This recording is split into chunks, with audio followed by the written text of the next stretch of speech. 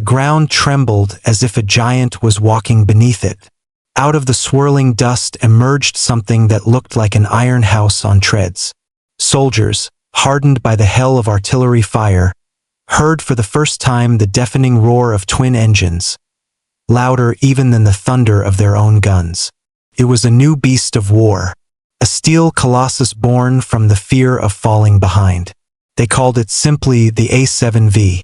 By the time the first British tanks broke through the Somme lines, the German command realized the age of bayonets and cavalry charges was over. Machines had appeared on the battlefield. Machines that could crush fortifications and grind barbed wire into mud. The Germans, so used to discipline and precise calculation, suddenly faced something their artillery and machine guns could not stop. Each of these armored monsters meant that a trench built over months could fall in minutes. In the staff rooms, arguments erupted.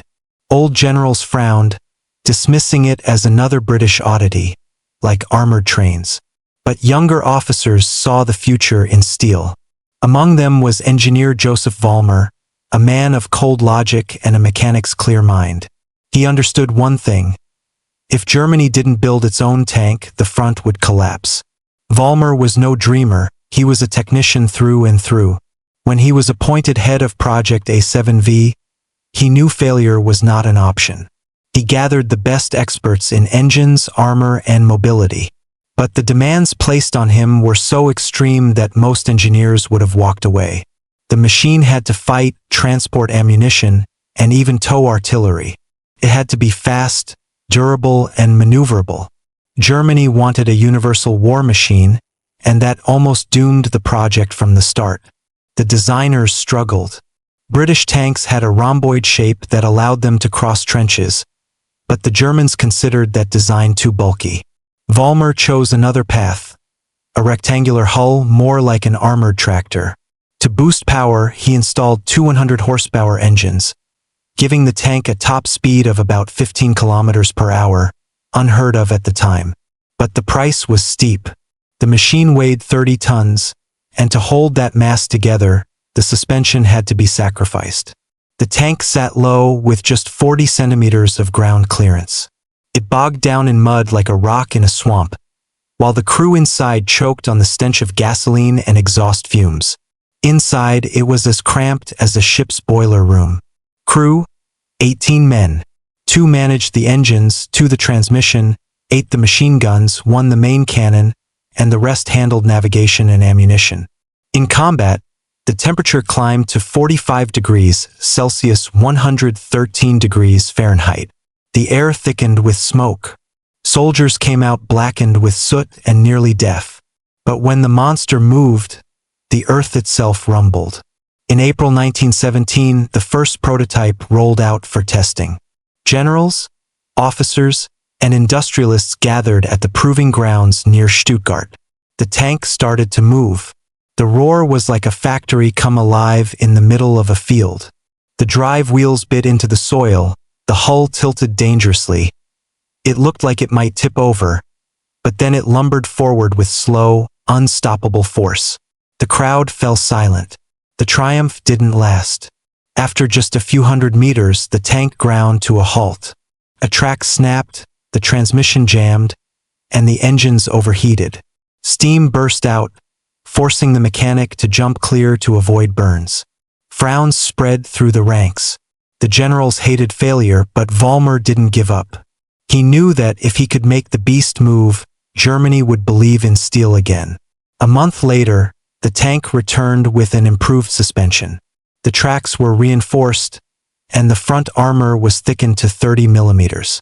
A 57 millimeters cannon was mounted in the front, and 4 machine guns were added on each side. At a range of 100 meters, it turned into a fortress of fire, capable of sweeping everything in its path. Whole companies.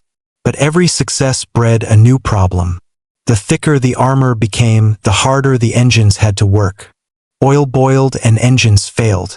After 2 hours of continuous movement, engineers tried to install larger radiators, but there simply wasn't the space inside. At times, the tank resembled a scorching furnace.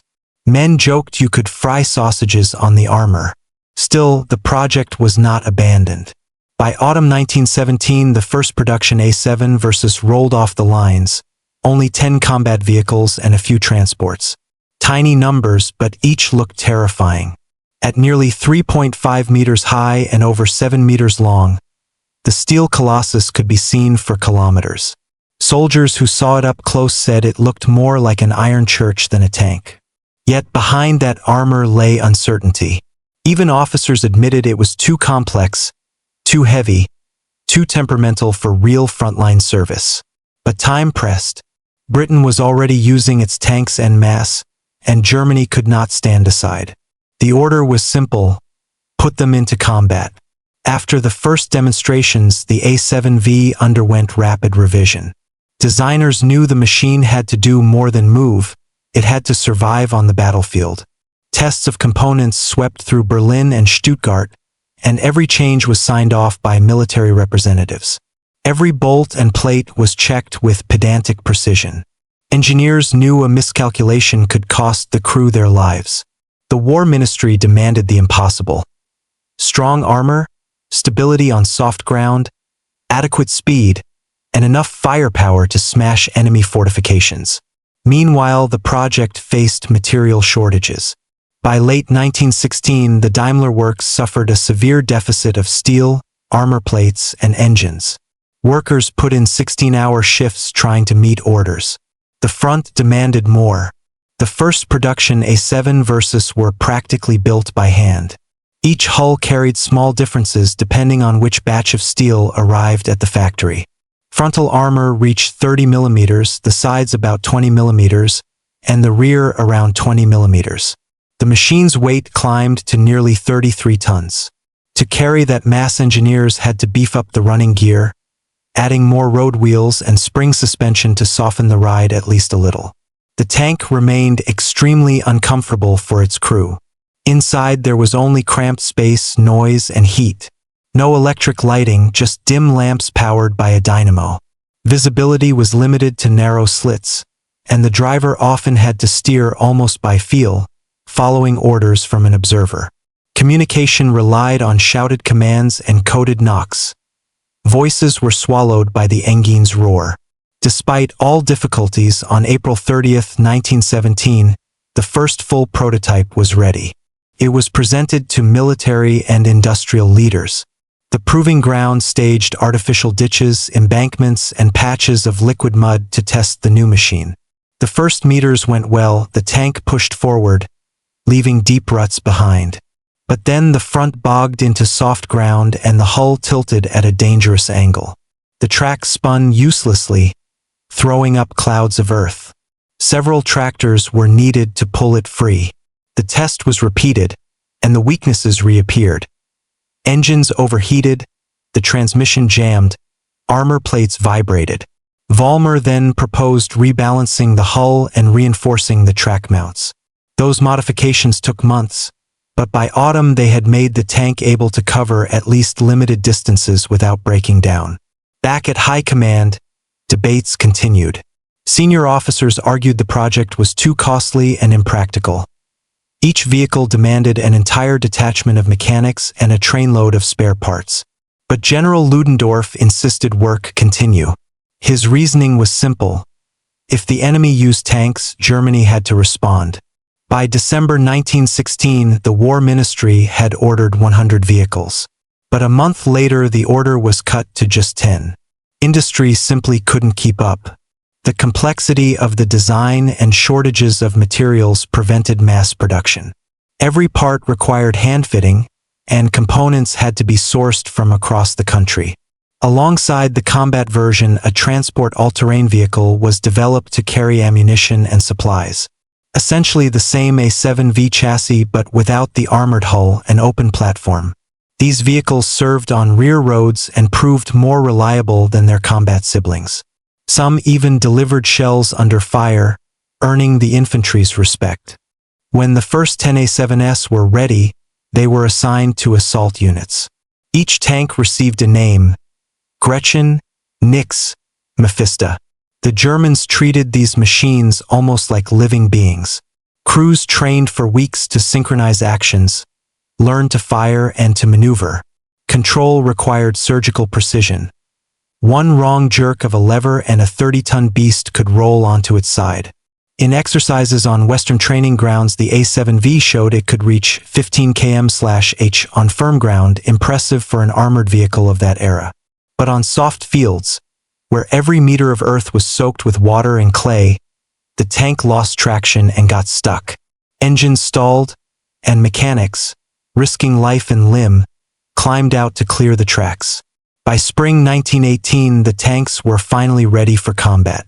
6 special assault companies received 5 machines each. Commanders prepared for the upcoming offensive that later became known as the Spring Offensive. For the first time in history, the German army had its own armored tank force, albeit a small one. Every crew trained on closed ranges, not only to drive the tank but also to coordinate with infantry. Regulations required infantry to follow armor at least 150 meters behind to avoid friendly crossfire. This tactic would later foreshadow what would be called maneuver warfare. By early March, the tanks were moved to the front near the town of St. Quentin. Their first true test awaited. Officers knew no rehearsal could show the full terror of real combat. Men inside the machines felt a strange mix of fear and pride. They knew their monster would thunder into history. By March 1918, German units were ready to advance. New assault detachments were ordered to move forward with the first A7V tanks. No one knew for sure how the machines would behave in real battle. On a proving ground, you can fix a breakdown or fall back. Under artillery fire, there is no second chance. The tanks were transported to the front on flat cars, then driven the rest of the way. The journey was agonizing. The wet roads of northern France turned into a slurry of clay and broken boards. Road wheels creaked, tracks slipped, engines roared at the limit. Crews climbed out black with soot and oil. Most importantly, they arrived. By mid-March, the first units concentrated near the St. Quentin line where the offensive was being readied. The morning of 21 March began with a massive artillery preparation. The guns' roar did not cease for more than 3 hours. When smoke blanketed the enemy positions, the heavy machines moved forward. It was the A7 versus combat debut. The Germans called them Sturmpanzerwagen, assault armored wagons. That day only 5 were available, but their arrival made a powerful impression. The ground trembled. The air smelled of fuel and burning. Leading the advance was the tank Gretchen, crawling out of shell holes and crossing ditches.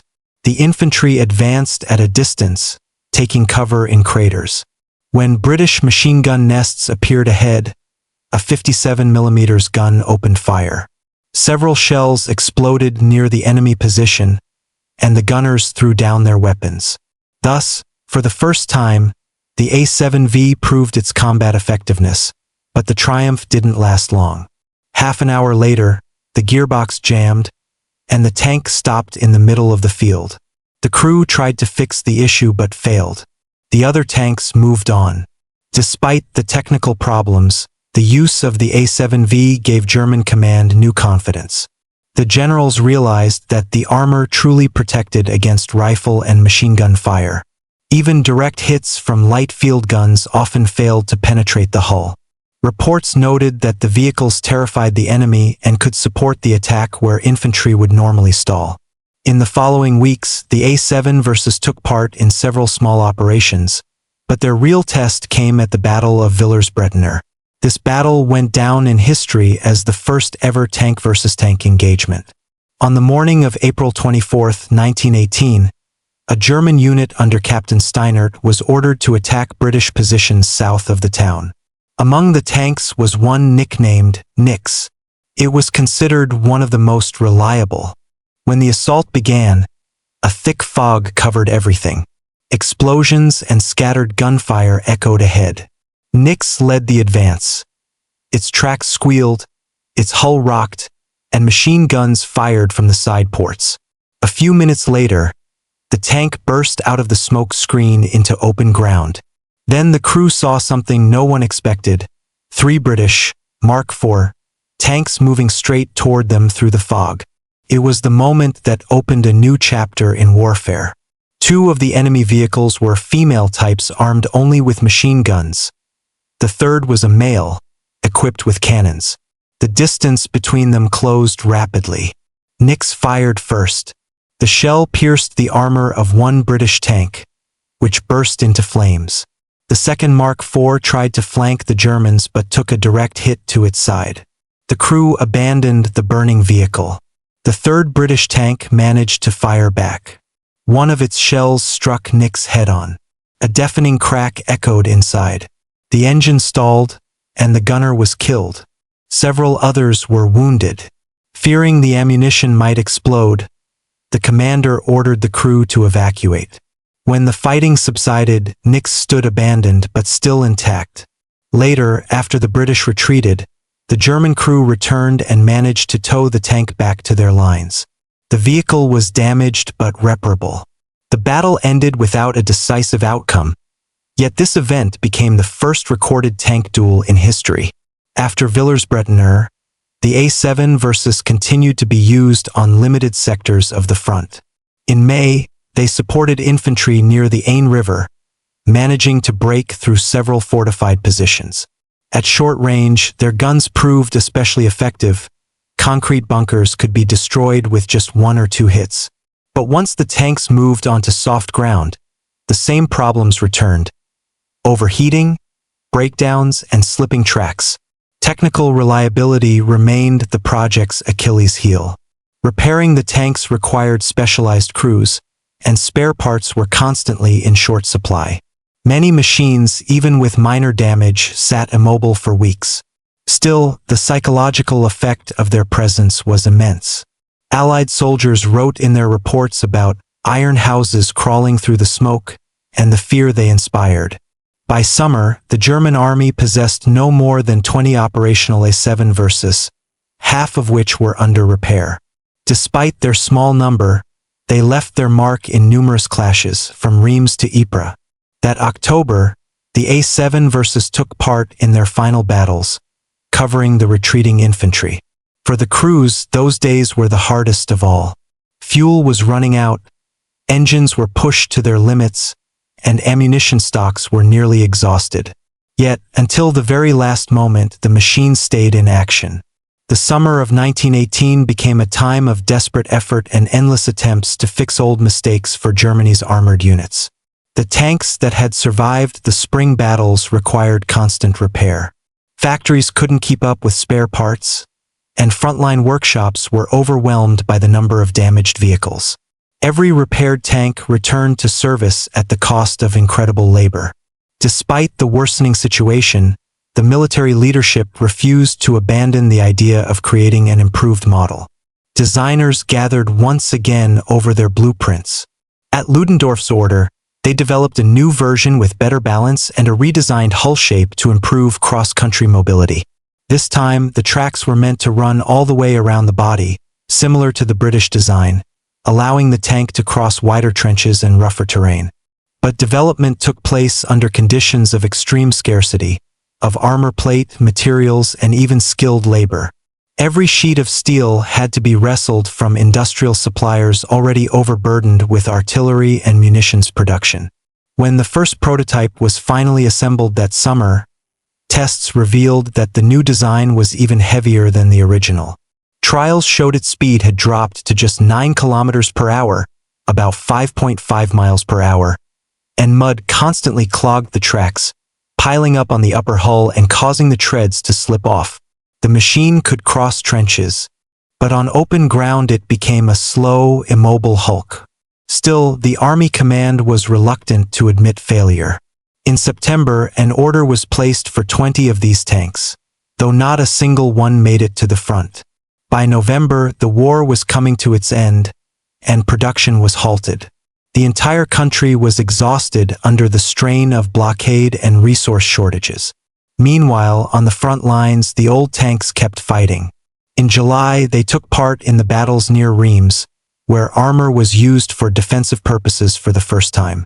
The vehicles were positioned on high ground, firing at advancing Allied infantry. Despite their small numbers, they managed to hold back the enemy in several sectors, buying the German command precious time to regroup. But even these successes couldn't hide the obvious truth. Technical superiority now belonged to the Allies. They were producing dozens of tanks each month, while German industry couldn't complete even a few new units. The gap was becoming catastrophic. To make up for the shortage, engineers began repurposing existing chassis for other uses. This gave rise to unarmored supply vehicles that carried ammunition and food directly to the front lines. Their flat platforms allowed for quick loading of crates, and their powerful engines could pull through sticky mud where ordinary trucks would get stuck. These machines became vital during the autumn retreat, when roads were shattered and every ravine trapped standard transport vehicles. From the same components, several rare variants were built. One was designed for anti-aircraft defense, fitted with medium-caliber guns mounted on open platforms that could be elevated to a steep angle.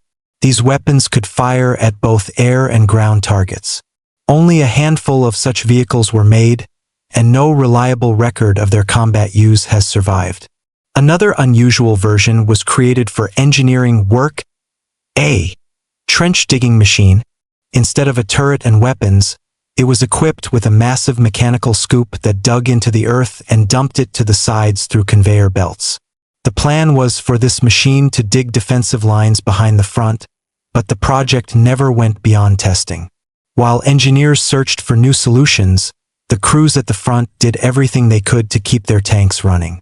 Reports noted that temperatures inside the hull could reach 113° F, 45 degrees Celsius, and ventilation was almost non-existent. Men often lost consciousness from carbon monoxide, yet kept fighting. Commanders understood that every tank was worth its weight in gold, so they tried to preserve them, sending the machines into action only where armored support was absolutely necessary to break through enemy lines. By the end of summer, it had become clear that these massive giants could no longer change the course of the war. Their strength had become their weakness. In rough or swampy terrain, they got stuck, and on roads they became easy targets for artillery. More and more often, the tanks were used for defensive support or to hold the line during retreats. In the fall, armored units were ordered to move north, covering the infantry's withdrawal. The final battles took place in October, near the town of A7V. There, several tanks held their positions under heavy shellfire. When a shell exploded nearby, one of the machines caught fire. The crew abandoned the tank, and before leaving, the commander threw a grenade inside to prevent it from falling into enemy hands. The remaining vehicles withdrew toward their own lines, losing parts of their tracks on the shattered roads. By November, only a few of all the tanks ever built were still operational. Some had been abandoned for lack of fuel. Others were destroyed by their own crews. Even in those final weeks, however, the armored units fought to the end, covering the retreat of the German army and giving soldiers a chance to escape. After the armistice, the surviving tanks became war trophies. Some were taken away by the Allies, others were dismantled for scrap. Thus ended the short but vivid story of Germany's first tank, a machine that symbolized a desperate, last-minute attempt to catch up with time. After the war, the remaining vehicles were left unwanted. Some were shipped abroad for study, while others were disassembled right where they stood. A few were used during the chaotic years inside Germany itself, when volunteer militias tried to restore order after the empire's collapse. They fought in city streets, struggling to move over cobblestone roads, and soon broke down. A handful of transport variants were converted into trucks, but even these suffered from a shortage of spare parts. The country was turning to peacetime production, and the factories that once built armor were now making farm tractors. Of all the A7Vs ever built, only one survived, a tank named Mephisto. In July 1918, this steel giant was captured by Australian soldiers after the battle near Villers-Bretonneux, France. When the dust of war settled, it was shipped to Australia as a war trophy. Years passed, empires fell, armies changed, weapons evolved, But this steel monster remained the only surviving witness to the birth of the armored age. Thus ended the short life of Germany's first tank. It did not change the outcome of the war, but it became the starting point of a new era. Its difficult journey stands as a reminder of how quickly, before the world's eyes, the weapons of the future were born.